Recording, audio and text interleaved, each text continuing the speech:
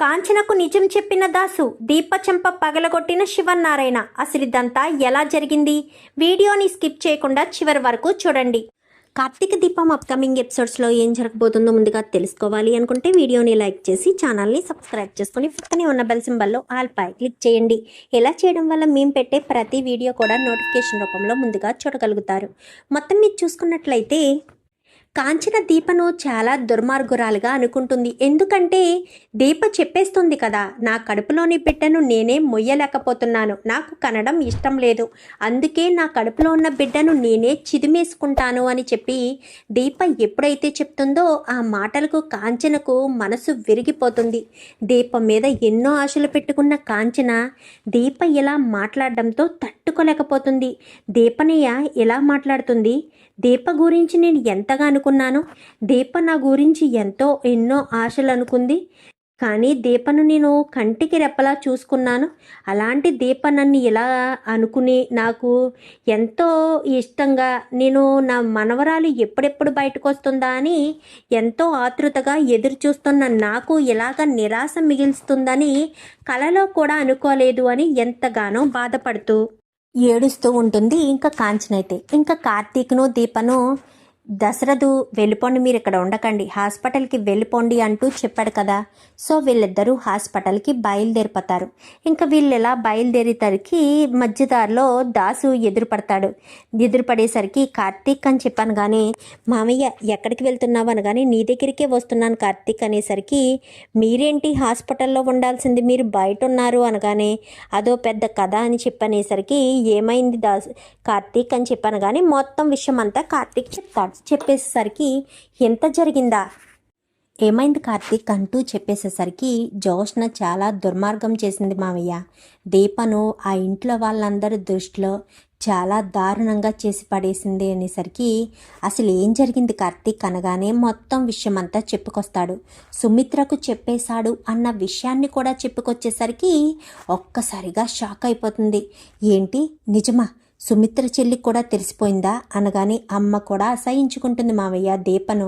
దీప అంటే అమ్మకు చాలా ఇష్టం, ఎంతెలా ఉన్నా అమ్మ దీపను వెనకేసుకొచ్చేది, కానీ ఇప్పుడు దీపను ఈ రకంగా మాట్లాడుతూ ఉంటే చాలా కష్టం అనిపించింది మామయ్య, పాపం దీప ఎంతో బాధపడుతుంది మామయ్య అంటూ చెప్పేసేసరికి నాకు చాలా నమ్మశక్యంగా అనిపించట్లేదు అనగానే తప్పదు మామయ్య, ఏదో ఒకటి చెయ్యాలి, దీపను అందరి దృష్టిలో మంచిదాని కింద చెయ్యాలి, లేదంటే మాత్రం చాలా పెద్ద నష్టమే జరుగుతుంది, దీప చేసిన త్యాగానికి అంతూ ఉండదు, దానికి అసలు విలువే ఉండదు అంటూ మాట్లాడేసరికి సరే జాగ్రత్తగా వెళ్ళిరండి అని ఇక దాసు కాస్త అక్కడి నుంచి బయలుదేరతాడే కానీ దీప ఎంతో మంచిది, మంచి మనసు గలది, అలాంటి దీపకి ఎందుకిన్ని కష్టాలు, నేను ఎలాగా దశరథ్ అన్నయ్యకి చెప్పేశాను, కాంచన చెల్లికి కూడా చెప్పాలి, ఈరోజు కాకపోతే రేపైనా నిజం బయట పడాల్సిందే, చెప్పకూడదు సుమిత్రకే కదా, సుమిత్ర వదినికి తప్ప మిగిలిన వాళ్ళందరికీ తెలియచ్చు కదా. సో ఆ ఉద్దేశంతో ఇంకా వెంటనే దాసి ఏం చేస్తాడంటే అప్పుడే ఇంటికి వస్తుంది శ్రీధరు ఇటు కాంచన ఇద్దరు ఇంటికి వస్తారు. ఇంటికి వచ్చేసేసరికి దాసు హడావిడిగా వస్తాడు. చెల్లమ్మ అనుకుంటూ వచ్చేసరికి ఏంటన్నయ్య ఎందుకు అంత హడావిడి పడుతున్నావు, ఏమైంది బావా ఎందుకు అంత హడావిడి పడుతున్నావు, ఇలా కూర్చో అని చెప్పనగానే నువ్వు దీపను తప్పుగా అర్థం చేసుకుంటున్నావు కదా చెల్లమ్మ అంటూ మాట్లాడేసరికి ఇంకా కాంచన బాధపడుతూ, తప్పుగా అర్థం చేసుకోకపోతే ఏం చేయమంటావు అన్నయ్య, చెప్పు నువ్వే ఏం చేయమంటావు, దీప ఎలాంటి పని చేస్తుందో నీకేమైనా తెలుసా, ఏ ఆడదైనా సరే కడుపులో బిడ్డ పడగానే ఎన్నో ఆశలతో ఎన్నో ఆశయాలతో ఉంటుంది, బిడ్డను ఎంతో ప్రేమగా చూసుకోవాలని అనుకుంటుంది, మరి అలా అనుకున్న దీప తన కడుపులోని బిడ్డను తనే ప్రాణాలు తీసుకోవాలని అనుకోవడం ఏంటన్నయ్య, నాకు అర్థం కావట్లేదు అంటూ కాంచన బాధపడేసరికి ఏం మాట్లాడుతున్నావమ్మ కాంచన, దీప ఒకరి ప్రాణాలు పోసే మనిషే కానీ ప్రాణాలు తీసే మనిషి కాదని నీకు బాగా తెలుసు కదన్నయ్య, మరి నువ్వు అలా ఎలా మాట్లాడగలుగుతున్నావు అంటూ చెప్పేసేసరికి లేదన్నయ్య నా కళ్ళారా నేను చూశాను. దీప నోటితోనే దీపే చెప్పింది. ఎందుకంటే ఖచ్చితంగా చెప్పింది దీప. ఏమని? నాకు ఈ బిడ్డ అవసరం లేదు, ఈ బిడ్డను నేను ఉంచుకోలేను, ఈ బిడ్డతో నాకు ఎలాంటి సంబంధం లేదు, నాకు అసలు ఈ బిడ్డకు జన్మనివ్వడం ఇష్టం లేదు అంటూ చెప్పేసేసరికి అదంతా అబద్ధమమ్మా అంటూ చెప్తూ ఉంటాడు దాసు. ఏం మాట్లాడుతున్నావు దాసు? అబద్ధమని ఎలా చెప్పగలుగుతున్నావు బావా? దీప నోటితో దీపే చెప్పింది. ఈ బిడ్డను నాకు ఉంచుకోవడం ఇష్టం లేదు అత్తయ్య, ఈ బిడ్డను కనడం నాకు ఇష్టం లేదు, నా బిడ్డ నా ఇష్టం, నా భర్తకు నాకు ఇష్టపూర్వకంగానే జరుగుతుంది అని చెప్పింది. దానికి ఏం మాట్లాడతావు? అందులోని ఇంకా దీప తప్పు లేదని అంటావా? కార్తీక్ కూడా పూర్తిగా మారిపోయాడు. దీప ఏమంటే దానికి తానా అంటే తందానా అంటున్నాడు. కార్తీక్ మారిపోయాడు, దీప పూర్తిగా మారిపోయింది అంటూ ఇంకా శ్రీధర్ మాట్లాడతాడు. లేదు లేదు, నువ్వు పొరపడుతున్నావు బావా, చాలా పొరపడుతున్నావు. దీప ఎప్పటికీ మారదు. అసలు దీప అలా ఎందుకు మాట్లాడిందో తెలుసా? అలా మాట్లాడడానికి అసలు కారణం ఏంటో తెలుసా అంటూ ఇక్కడ దాసు చెప్తూ ఉంటాడు. ఇక్కడ శివన్నారాయణ దీప అలా మాట్లాడడం, తన భార్యే దీప కడుపులో ఊపిరి పోసుకుంటుందని ఆలోచించిన శివన్నారాయణ తన బాధని ఎవరితో పంచుకోవాలో అర్థం కాక ఇక్కడ మనవరాలో మనవడో పుట్టబోతున్నారని ఎంతో సంబరపడుతున్న కాంచన బాధను చూసి కొంచెం సేపు కాంచనతో మాట్లాడదాము. దీప ఏం చేసినా ఆలోచించి చేస్తుంది. ఏ కారణం ఉందో మనకు చెప్పలేని కారణమేమో అని దీపం మీద తప్పుగా అనుకోకుండా కాంచనని ఓదారుద్దాము అని చెప్పి శివన్నారాయణ కాస్త బయలుదేరతాడు. బయలుదేరేసరికి ఇక్కడ దాసు మాట్లాడుతూ ఉంటాడు. ఏంటన్నయ్య ఏం మాట్లాడుతున్నావు? ఇంకా దీపనే వెనకేసుకొస్తున్నావా? దీపే తప్పు చేయలేదు అంటున్నావా? దీప తప్పు చెయ్యదు అంటున్నావా అని చెప్పాను. కానీ అవునమ్మా, ఇప్పటికీ ఎప్పటికీ ఎప్పుడూ నేను చెప్తూనే ఉంటాను, దీప తప్పు చేయదు. తప్పు చేసే మనిషి కానే కాదు దీప. ఎందుకంటే దీప ఎలాంటిదో నాకు బాగా తెలుసు. దీప అందరికీ మంచి చేయాలనుకునే మనిషే తప్ప చెడు చేయాలనుకునే మనస్తత్వం దీపకు లేదు. నువ్వు దీపను తప్పుగా అర్థం చేసుకుంటున్నావని ఇంకా కాంచనతైతే మాట్లాడుతూ ఉండగా, లేదన్నయ్య, ఇప్పుడిప్పుడే దీప మనస్తత్వం ఏంటో అర్థం చేసుకుంటున్నాను. దీప కడుపులోని బిడ్డ అనగానే ఇంకా చాలు కాంచన, దీపను తప్పు పట్టింది చాలు. అసలు దీప అలాంటి నిర్ణయం ఎందుకు తీసుకుందో చెప్పనా? దీప ఏ ఉద్దేశంతో ఆ నిర్ణయం తీసుకుందో చెప్పనా అంటూ మాట్లాడేసరికి, ఏంటన్నయ్య, దీప ఎందుకు అలాంటి నిర్ణయం తీసుకుందో నీకు తెలుసా? దీప ఎందుకు ఆ నిర్ణయం తీసుకుందో నీకు తెలుసా అంటూ చెప్పేసేసరికి, తెలుసు, నాకు తెలుసు దీప ఎందుకు అదంతా తీసుకుందో, ఏ ఉద్దేశంతో తీసుకుందో నాకు తెలుసు అంటూ చెప్పేసేసరికి, ఎందుకన్నయ్య చెప్పన్నయ్య, ఏ కారణం ఏంటి? మాకు చెప్పుకోలేని కారణం ఏదైనా ఉందా? సుమిత్ర ఆ వదిన్ని కాపాడడం కోసమే దీప అలాంటి నిర్ణయం తీసుకుంది అనేసరికి అప్పుడే శివన్నారాయణ కాస్త గుమ్మం దగ్గరికి వస్తాడు. గుమ్మం దగ్గరికి వచ్చేసేసరికి, ఏంటి, దీప కడుపులో ఉన్న బిడ్డను ప్రాణం తీయడానికి కారణం సుమిత్ర వదిన. సుమిత్ర వదిన కోసం దీప బిడ్డను ప్రాణం తీయడం ఏంటన్నయ్యా? ఏం మాట్లాడుతున్నావు దాసు అంటూ ఇంకా శ్రీధర్ కూడా మాట్లాడేసరికి ఇంకా శివన్నారాయణ గుమ్మం దగ్గరే ఉండి వింటూ ఉంటాడు. దాసు ఏదో చెప్పబోతున్నాడు, అదేంటో తెలుసుకోవాలి అని ఇంకా శివన్నారాయణ అక్కడే ఉంటాడు. అక్కడే ఉండేసరికి, చెప్పన్నయ్య, అసలు ఏ ఉద్దేశంతో దీప కడుపులోని బిడ్డను ప్రాణం తీసుకోవాలనుకుంటుంది? అసలు ఏంటిదంతా? సుమిత్ర చెల్లమ్మ ప్రాణాలు కాపాడడానికి, దీప కడుపులో ఉన్న బిడ్డ ప్రాణాలు పోవడానికి కారణం ఏంటి? అసలు దీనికి దానికి ఏంటి సంబంధం అనగానే, సంబంధం ఉంది చెల్లమ్మ. దీప కడుపులో బిడ్డ బ్రతికుంటే సుమిత్ర వదిన బ్రతకదు. ఎందుకంటే సుమిత్ర వదినకి బోన్ మ్యారో ట్రాన్స్పరేషన్ చేయాల్సింది దీపే కాబట్టి అంటూ చెప్పడంతో ఒక్కసారిగా షాక్ అయిపోతారు. ఏం మాట్లాడుతున్నావు అన్నయ్య? దీప ట్రాన్స్పరేషన్ చేయడానికి దీప కారణం ఎందుకు అవుతుంది? దీప చేయవలసిన అవసరం ఏముంది? దీప కాదు కదా సుమిత్ర వదిన సొంత కూతురు, రక్తం పంచుకు పుట్టిన కూతురు జోష్న కదా. జోష్న కదా ట్రాన్స్పరేషన్ చేయడానికి బోన్ మ్యారో ఇవ్వవలసింది, జోష్న కదా అనగానే, జోష్న సుమిత్ర వదిన కూతురు కాదమ్మా. దీపే సుమిత్ర వదిన కూతురు అంటూ చెప్పేసేసరికి, ఏంటన్నయ్య నువ్వనేదేంటి, నాకు అసలు అర్థం కావట్లేదు. దీప సుమిత్ర వదిన కూతురు అంటావేంటి? జోష్న కదా సుమిత్ర వదిన కూతురు, మరి దీపాని ఎలా మాట్లాడుతున్నావు అనగానే, అవునమ్మా సుమిత్ర వదిన కూతురు దీపే జోష్న కాదు, ఎందుకంటే జోష్న నాకన్నా కూతురు కాబట్టి అంటూ చెప్పడంతో ఒక్కసారిగా షాక్ అయిపోతారు ఇద్దరు కూడా. ఇంకా వీళ్ళతో పాటు వాళ్ళిద్దరు మాటలు వింటున్న బయట ఉన్న శివన్నారాయణ కూడా షాక్ అయిపోతాడు. ఏంటి దీప సుమిత్ర వదిన కూతురు, జోష్న నీ కూతురా, ఏం మాట్లాడుతున్నావు అన్నయ్య అని చెప్పాను. కానీ అవును, జోష్న నా కన్న కూతురు, నా రక్తం పంచుకు పుట్టిన కూతురు. ఎందుకంటే నేను అంత ఖచ్చితంగా అంత పర్టికులర్గా ఎందుకు చెప్తున్నానంటే, బిడ్డల్ని మార్చింది మా అమ్మే కాబట్టి, మా అమ్మ బిడ్డల్ని మార్చడం నా కళ్ళారా నేను చూశాను కాబట్టి అంటూ చెప్పడంతో ఒక్కసారిగా షాక్ అవుతాడు. అంటే ఏంటన్నయ్య నువ్వు బిడ్డల్ని మార్చడం చూసావా అని చెప్పాను. కానీ చూశానమ్మా, బిడ్డల్ని మార్చడం నేను చూశాను. బిడ్డని మార్చింది మా అమ్మే బిడ్డల్ని మార్చి నా కూతురైన జోష్ననే ఇంటి వారసురాల్ని చెయ్యాలి అన్న ఉద్దేశంతోనే మా అమ్మ ఇదంతా చేసింది అంటూ చెప్పేసేసరికి ఒక్కసారిగా ఇంకా కాంచన శ్రీధర్ అయితే షాక్ అయిపోతారు. నమ్మశక్యంగా అనిపించట్లేదు అనగానే, నమ్మశక్యంగా అనిపించదమ్మా, ఎందుకంటే మార్చింది బిడ్డల్ని నా కళ్ళారా నేను చూశాను కాబట్టి. ఎందుకంటే మా అమ్మ మార్చడం వల్ల ఇంత ముప్పు ఇంత ప్రమాదం ఏర్పడింది కాబట్టి అంటూ చెప్పేసేసరికి, అందుకే దీప కడుపులోని బిడ్డను త్యాగం చేస్తుందా? అవును, సుమిత్ర వదనకు ట్రాన్స్ప్లాంటేషన్ చేయాలి అంటే దీప కడుపులోని బిడ్డ ప్రాణాలతో ఉండదని డాక్టర్ చెప్పారు. దానికంటే ముందే అబార్షన్ చేయాలి అని చెప్పారు. అబార్షన్ చేయాలి అంటే దీప దానికి ఒప్పుకుని కావాలనే అబార్షన్ చేయించుకోవడానికి సిద్ధపడింది అంటూ మాట్లాడేసరికి, అంటే దీప కడుపులోని బిడ్డను వదులుకోవడానికి కారణం వదిన, ఆ విషయం మరి బయట పెట్టొచ్చు కదా అనగానే, బయట పెడితే జోష్న దీప ప్రాణాలు తీసేస్తుందని భయం.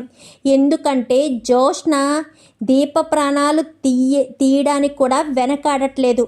తను ఇంటి వారసురాలు కాదు అన్న విషయం బయటపడిన మరుక్షణం నేను ప్రాణాలు తీసుకుంటాను, నా ప్రాణాలు పోయే చివరి క్షణంలోనైనా సరే దీప ప్రాణాలు తీసేస్తాను అంటూ జోష్న నా దగ్గరే సవాలు విసిరింది.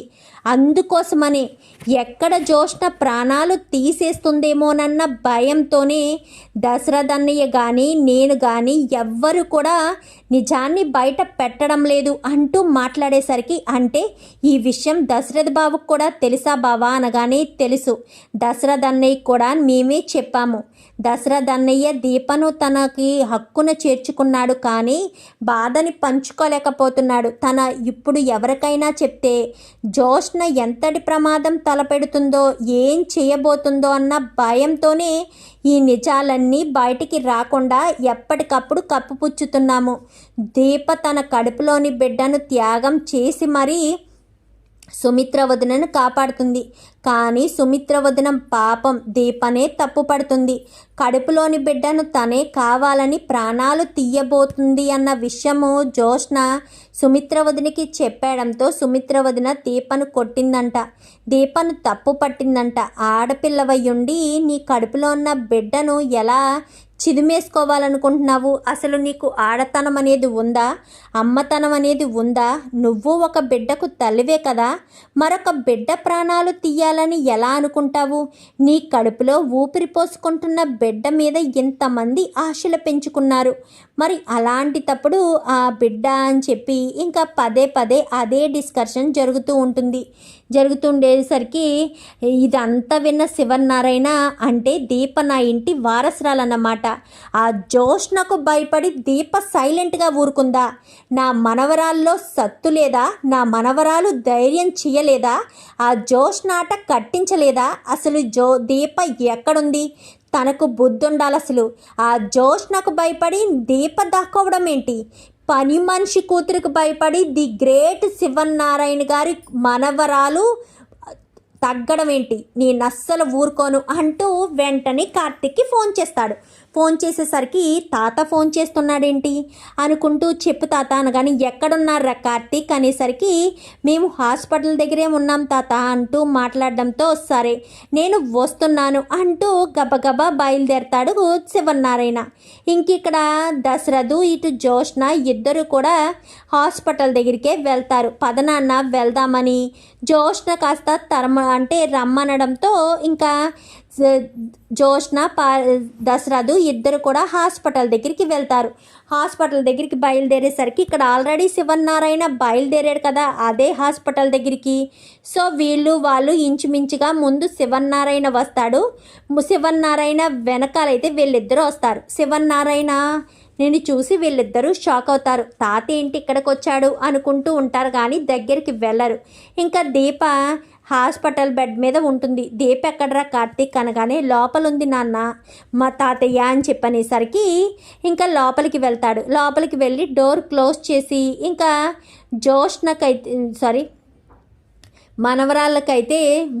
మనవరాల్ని దగ్గరికి వచ్చి చూసుకుని చెయ్యి పట్టుకుని బాగున్నావమ్మా అనగానే బాగున్నాను తాతయ్య గారు అని చెప్పనేసరికి అది మీకు ఏమైంది అని చెప్పనగానే నాకు ఏమవ్వలేదు, ఎందుకంటే నా మనసు బాగానే ఉంది అనేసరికి లేదు మీరు దేని గురించో ఆందోళన పడుతున్నారు ఏమైంది అనగానే ఇంకా గబగబా వచ్చి కూర్చున్న దీప చెంప పగలగొడతాడు. అప్పుడే దశరథు జోష్న ఇద్దరు వచ్చి ఇలా తలుపు తీస్తుండగా చెంప పగలగొట్టడం చూసి ఒక్కసారిగా షాక్ అయిపోతారు. ఏమైంది తాత, దీప ఏం తప్పు చేసింది అనగాని అసలు నువ్వు నా మనవరాలవేనా, నాలో ప్రవహించే రక్తం నీలో ప్రవహించే రక్తం ఒకటేనా, ఆ జోష్నకు భయపడి నువ్వు నీ కడుపులోని బిడ్డను నువ్వే మీ అమ్మ కోసం త్యాగం చేస్తూ నీ బిడ్డను నువ్వే ప్రాణాలు తీసుకుంటున్నానని చెప్తావా, నువ్వు ఇంటి వారసురాలన్న విషయం ఎందుకే దాచిపెట్టావు, నేను ఎన్నోసార్లు అడిగాను నీకు మాకు ఏదైనా సంబంధం ఉందా అని, నువ్వు ఒక్క మాట కూడా చెప్పలేదు, కానీ ఇప్పుడు తెలుస్తుంది అంటూ మాట్లాడేసరికి అమ్మమ్మ అంటూ తాతయ్య అంటూ ఎంతగానో పట్టుకొని ఏడుస్తూ ఉంటుంది. ఎందుకే పిచ్చిదాన్న, ఆ జోష్న ఆటలు మనం కట్టించలేమా, జోష్న ఆఫ్టర్ ఆల్ పని మనిషి కూతురు, నువ్వు శివనారాయణ గారి మనవరాలివి, శివనారాయణ గారి మనవరాలు ఎలా పిరికిగా ఉంటుందా, శివనారాయణ గారి మనవరాలు ధైర్య సాహసాలతో నిండిపోయి ఉండాలి, అలాంటిది ఆ జోష్నను నువ్వు వదిలేస్తావా అంటూ మాట్లాడేసరికి అది కాదు అని చెప్పి ఇంకా అంటూ ఉండగానే ఈలోపు జోష్న దశరథు ఇద్దరు కూడా వచ్చారు కదా, అదిగో జోష్న వదిలి పెట్టొద్దే అనేసరికి గబగబా 2 అడుగుల్లో జోష్న దగ్గరికి వెళ్ళి జోష్న పీక పట్టుకుంటుంది.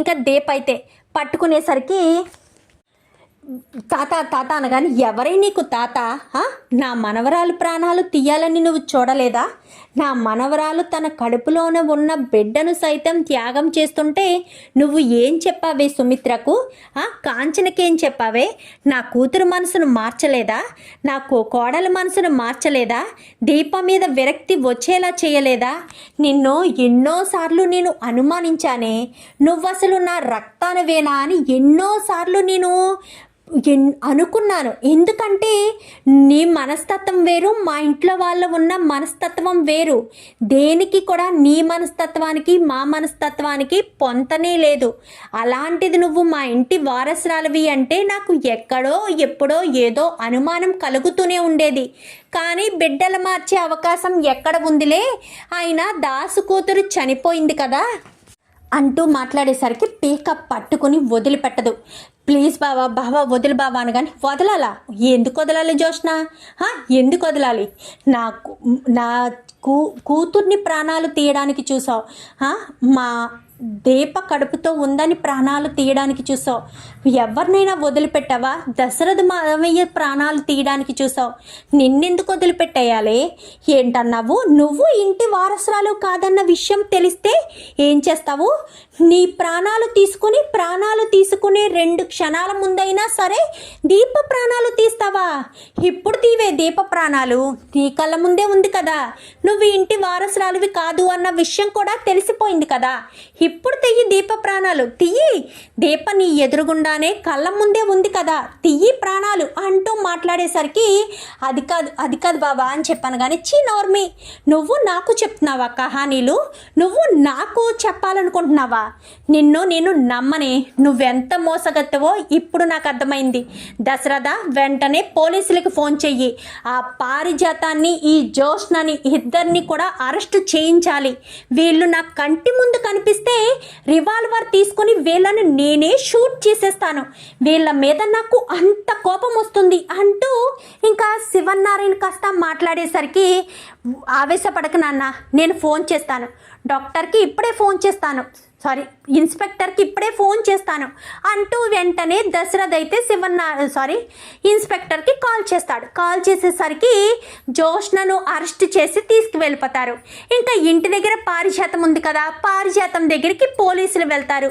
ఏంటి ఇన్స్పెక్టర్ గారు ఎలా వచ్చారు, ఇంట్లో ఎవరూ లేరు అనగానే, మిమ్మల్ని అరెస్ట్ చేయడానికి ఎవరో ఉండవలసిన అవసరం ఏముందండి, అరెస్ట్ చేయాల్సింది మిమ్మల్నే కదా అంటూ చెప్పేసరికి, నన్ను అరెస్ట్ చేయడం ఏంటి, నేనేం తప్పు చేశాను?